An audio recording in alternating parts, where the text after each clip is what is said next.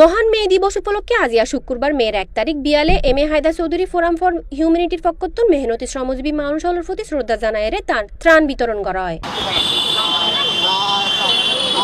ফোরামর chairman হাসমিরা Haider চৌধুরীর সার্বিক তত্ত্বাবধানে চট্টগ্রাম নগরের বিভিন্ন স্থানে 2 শতাধিক দরিদ্র শ্রমজীবী মানুষ সকলের হাতে ত্রাণ হিসেবে চাল, ডাল, লবণ ও তেল বিতরণ করা হয়।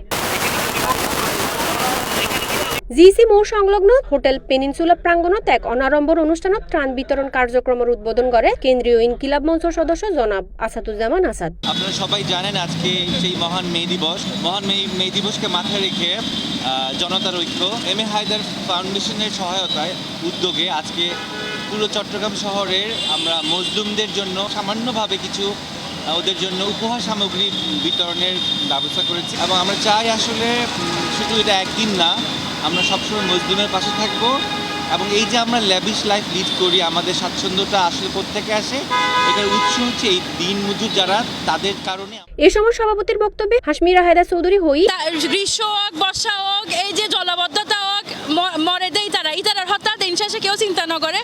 আজ যেহেতু লেবার শ্রমিক দিবস, আরা ইতারার হঠাৎ চিন্তা করি কিছু সম্মাননা, কিছু সামগ্রী আরা তারার মধ্যে বিতরণ করতাম চাই। আর M A Haider Chowdhury forum for humanity একখান ফাউন্ডেশন আছে আর ইবের তুনারা এই আয়োজন গান করছি ব্যাগিনের মাঝে আরা শ্রমজীবী মানুষের মনত রাখি ইবে যেন অনারার কাছে পৌঁছা আর অনারাও যেন সামনের বারের তুন এরকম প্রোগ্রাম গড়ে ফারণ। এ সময় আরো উপস্থিত আছেন জনতার ঐক্যর প্রধান উদ্যোক্তা আব্দুল্লাল মামুন, আশরাফুদ্দিন নয়ন সহ আরো 5 জন। এই দিবস উপলক্ষে শ্রমিকদেরকে নিয়ে জনসাধারণদেরকে আসলে অনুদান বলবো না, তাদেরকে উপহার, আমরা সেই উপহারটা পৌঁছে দেওয়ার জন্য জনতার ঐক্য এবং হায়দার ফাউন্ডেশন মিলে আজকের এই উদ্যোগ।